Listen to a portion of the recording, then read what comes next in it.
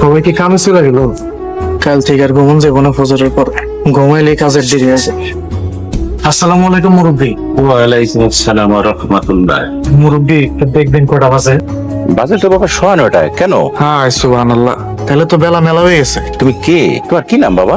আমার নাম মোহাম্মদ বেলাল হোসেন। জোগালির কাম করো, রোজ হাজিরায় কাম করো? জি জি হুজুর, আপনার কাছে কি কাম আছে? আমি কিন্তু সব কাম করতে পারি। আমার বাড়ির পিছনে একটা জঙ্গল আছে, ওইখানে কিছু মাঝারি ধরনের গাছ আছে, বাঁশঝাড় আছে, আর কিছু আগাছা আছে, ওগুলো পরিষ্কার করতে হইব। তুমি পারবা? জি জি হুজুর, আমি সবই পারবো।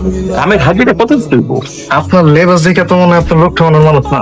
আমার আপনি ইনসাফ করে এটা দেওয়ার দিয়েন, তাহলে তুমি আমার সাথে চলো। তোমার আমি এই বাগানটা কথাই বলছি, এই যে গাছগুলো দেখতেছো, এইটা কাইটা পরিষ্কার করবা। আপনি জান আমি সব কাম ঠিক মতো করে রাখতেছি। ঠিক আছে। এই যে, কি নাম তোমার? জি আমার নাম বেলাল হোসেন। আপনি আপনি কারা চান?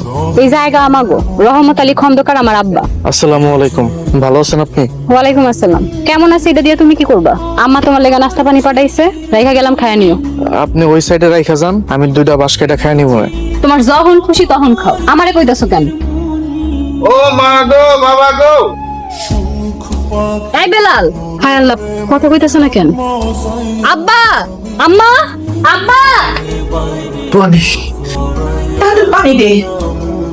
আমি এই জায়গায় কেন? আমার কি হয়েছে? শুকুর আলহামদুলিল্লাহ। তোমার কি হয়েছে বাবা, এটা তো তুমিই ভালো জানো। তোমার মাথায় ব্যথা পাইছো কেমনে? ব্যথা? তোমার কিছু মনে নাই? কিছু মনে করুন লাগবে না, তুমি এখন বিশ্রাম নাও। ডাক্তার কইছে জ্ঞান আসলে ওষুধ খাওয়াই দিতে। কি মুশকিলই না পড়লাম। হে আল্লাহ, তোমার দরবারে লাখ কোটি শুকরিয়া। আমি ভীষণ দুশ্চিন্তায় ছিলাম। বাবা এখন কি অবস্থা তোমার? বুঝতেছি না, মাথার মধ্যে প্রচন্ড ব্যথা। এই অবস্থা কেন উঠে আসলা? তুমি ভিতরে যাও, আমি তোমার জন্য ভাত নিয়ে আসতেছি।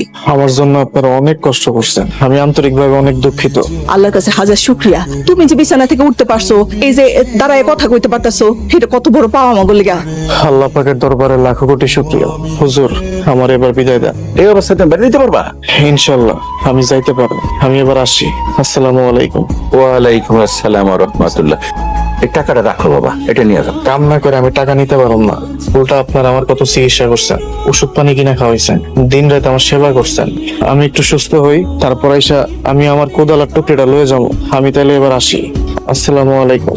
ওয়ালাইকুম আসসালাম ওয়া রাহমাতুল্লাহ। আরে তুমি এই অবস্থায় যাইতে পারবা না, তোমার বাড়ি কারো নাম্বার দাও, আমি তাদের ফোন করে দিতেছি, হ্যাঁ এসে নিয়ে যাই।